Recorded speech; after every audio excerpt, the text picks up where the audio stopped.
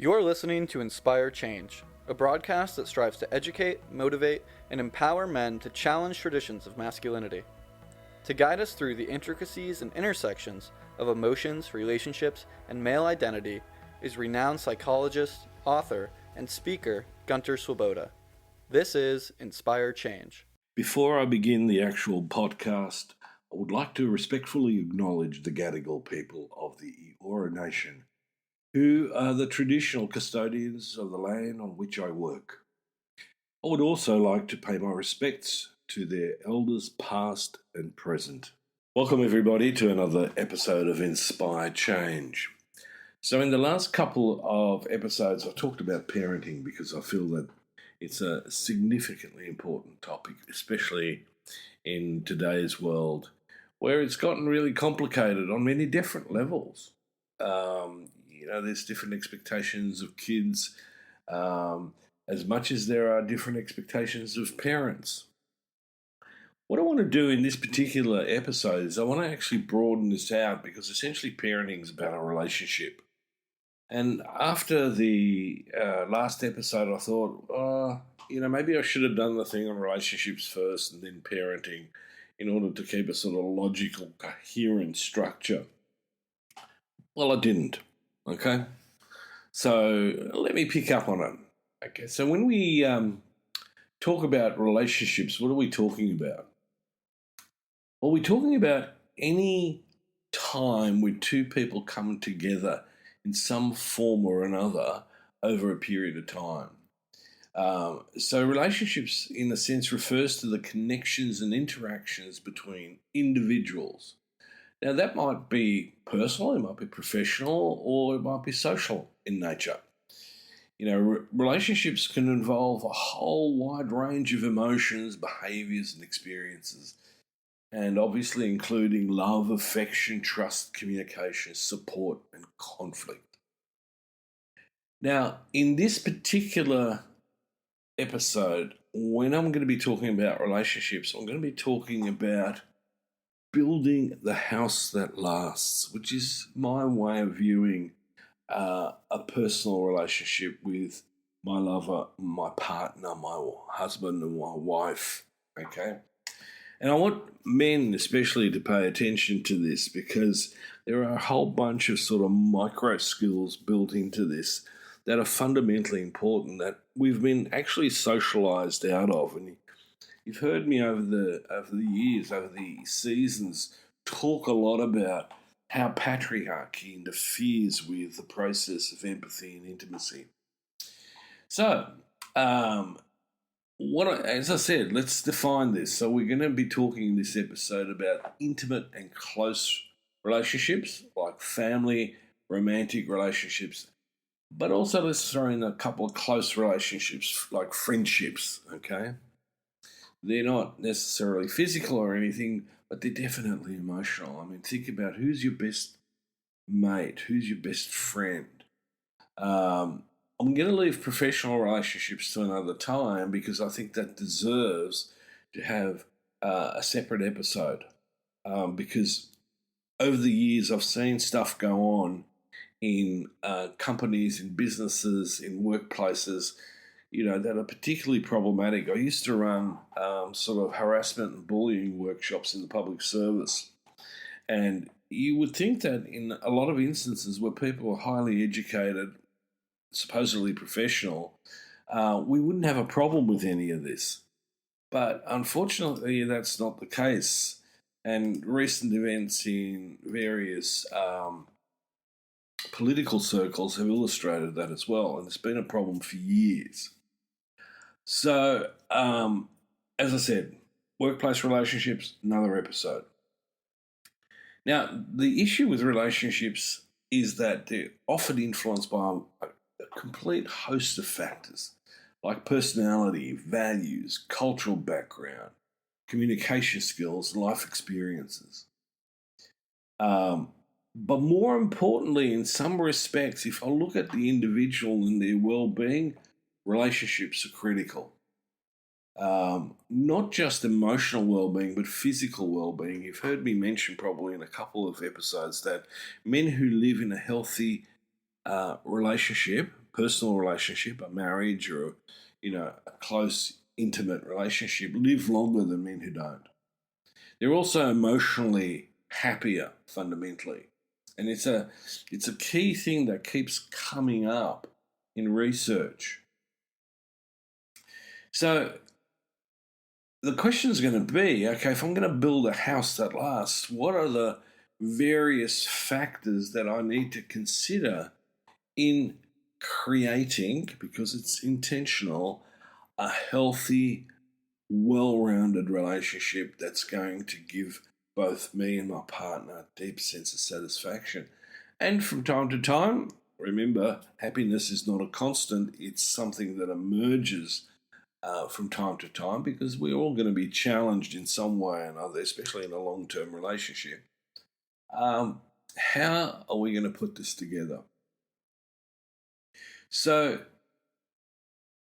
the first thing probably that came and has always come to my mind when I'm working with couples and when I'm dealing with my own relationship is what's going on with our communication. And that's probably the first keystone practical skill. Okay? So when we talk about communication, we're actually talking about 4 critical criteria in effective communication. So the first one is obviously, or sometimes not so obviously, active listening. So one of the observables often in relationships is that we have a tendency, especially when we know each other really well, to sort of interrupt and talk over the other person. Active listening means that I'm going to be devoting my whole attention to listening to the person, not just what they're saying, but how they're saying it. It's critical. It's very, very important. And an exercise that's often useful for couples is if they find themselves falling into that trap of talking over each other or coming at it from completely different angles and different levels of what they're trying to communicate, is to actually practice rehearsing or feeding back to the other person what they said verbatim. And then check in with your partner about, did I hear that right? Now, at that instance, one of the things that's important is that I've got to be open for my partner to come back to me and go, no, that's not exactly what I said. This is exactly what I said. And then repeat the exercise again. The Gottmans have got a really interesting exercise for couples to work with called talker and listener. And I'll probably come back to that at some stage in another podcast, because I think it's also a very useful exercise, which is essentially what I've been talking about, but there's a couple of nuances in it which I really, really like. Now, the other part of it is, and this is critical too, is that we come in with an open heart and open mind, and to be honest, emotionally honest. And sometimes we think we're being emotionally honest, but there are times when, we're actually not. We either censoring or we're covering up or trying to cover up what it is that I'm really feeling. Now, sometimes we do that for all the best intentions, and that is that we're trying to protect the other person from being upset. But unfortunately, in the long run, that doesn't work very well. We do need, if I'm upset about something, I need to share that with my partner and say, when you said this, this is how I felt because I thought this. And that formula, so when you said X, I felt Y because I thought, is actually really, really useful and important to convey.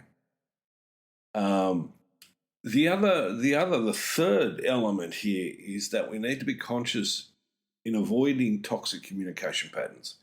Passive hostility, sarcasm, irony, a lack of clarity. Right? We need to be clear. A lack of clarity is unfair to both me, the sender of the communication, but also to the receiver, because it fogs the issue. And the fourth one, and this seems to be obvious, but again, none of this is taught at schools at all. But the fourth one is about managing conflicts effectively. What do I mean by that? Well, the first cab off the rank is let's not get defensive in a conflict. Let's identify what the issue is. And through being an active listener and being open and honest, I'm going to be able to receive and send messages to my partner that are about the issue, not about my personality or about my motivation or about my history, whatever that is. We need to stick to the point. And again, I'm more than likely sometime in the next little while going to be putting together a podcast that focuses especially on the whole idea of how do we create positive outcomes in conflict or constructive outcomes, because sometimes they're not positive. The other important building block in the house that lasts, in my view, is emotional connection. And again, we come back to the idea that, I often get this from guys, we're taught what to do, but not necessarily how to feel. And a large part of my work, especially with teenagers, is helping them to get a broader emotional vocabulary. But also at the same time, I've worked with someone who is well advanced in age, and his observation was that his wife constantly says to him he doesn't talk enough, he needs to talk more. And he's sort of going, but what about what? And so we've started opening up, the conversation about, well, what does that look like in action? What does that mean? So in order to do that effectively, my self-awareness of how I feel and how I can express myself is fundamentally important. And this is where it gets tricky, because often we suck it in, we don't express, we internalize more than express. The next part to emotional connection is empathy. I've got to be able to put myself in the other person's shoes. But when the relationship has fallen into a competitive sort of process where everything's based on either winning or losing, or the fear of losing outweighs everything else, then the exercise of empathy becomes stuck. In a competitive relationship, empathy doesn't feel right, because I'm more focused on how do I come out of this unscathed, or how can I get on top of the situation. And so that's particularly problematic. And my comment always has been, and it still stands, that patriarchal socialization has taught men to dial down empathy and up dominance and control.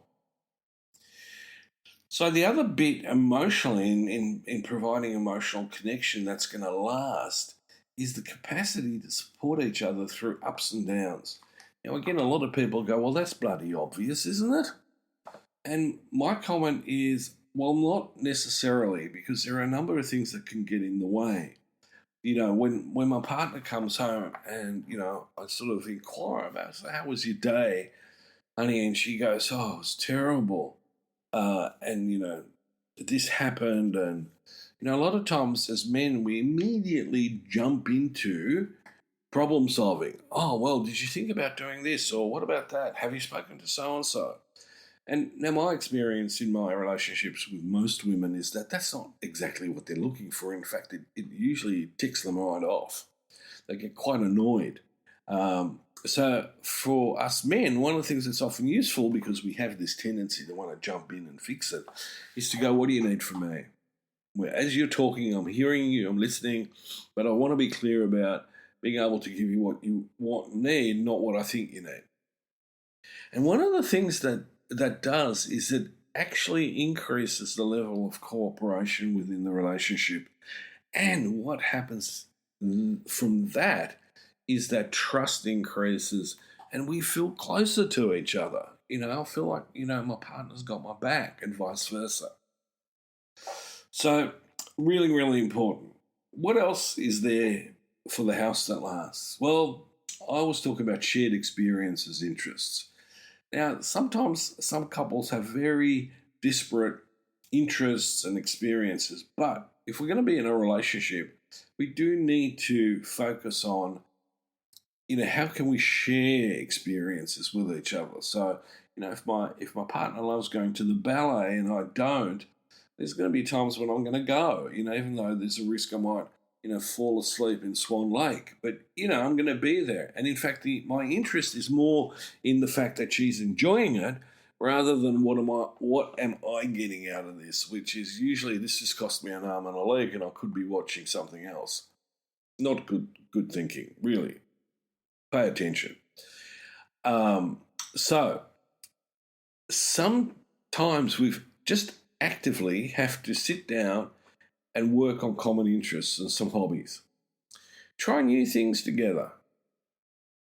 Right? I mean, if we're going to be together for a long time, there's going to be stuff that we used to do, but we don't anymore. Sometimes because physically we can't do it, but other times it's because interests and our time doesn't necessarily allow for some of those things. Interest shifts, okay? But what that does is it builds shared memories. And it also gives us the opportunity to enjoy, the time that we're having together because we feel connected in that. Now, something that's not frequently talked about in maintaining long-term healthy relationships that have a spark to them is that we need to be flexible and adaptable. We need to be able to open ourselves up to change and growth. And that's not just physically or practically, it's emotionally and socially as well. And in that process, we again come back to that idea that we need to be able to support each other's goals and aspirations. I've seen through my, going through university and my professional career, a lot of women who've picked up tertiary education later on in life because, they had the kids early and then, they were working, they were parenting, and then suddenly there's a window of opportunity where they go, you know what, I could go back and do something that you always wanted to go. I think I've got the brains, let me try it. And I think as a partner, as a husband, rather than moaning and groaning about that's going to take time away from me and what we want to do together, I think it's beholden on me to support her, to have her back in that and go, honey, go for it. Whatever it is that you need me to do to make this happen, I will. And the other thing to focus on is understanding that relationships can and must evolve over time, otherwise they stagnate. And so all of this are the sort of building blocks, but overarching the whole thing is a consistent set of core values. And you've heard me talk about this before, and in my view, being loving, being respectful, and being cooperative are fundamentally the most important core values. From that, we can build on other values, but those three, in my view, are critical. All right, so what I want you to do, have a listen. Do a ticker box exercise. Which ones, you might be able to rate it from 0 to 10. 0, yeah, we're not doing that at all. 10, we're absolutely spot on. Mind you, sometimes perfectionism is misleading. But anyway, play around with it, have a discussion with your partner, and please go into this with an open heart and don't use this as a finger pointing exercise about what the other person is not doing. That is completely unacceptable. Until next time, this is me signing off, and enjoy the change. Thank you for listening to Inspire Change, a broadcast that strives to educate, motivate, and empower men to challenge traditions of masculinity. For more information on the Making Good Men Great movement, or for individual or group coaching sessions with Gunter, visit makinggoodmengreat.com. For inquiries regarding broadcast topics or appearing on the show, email Miranda@noirtainment.com. That's Miranda at NOIRTAINMENT.com.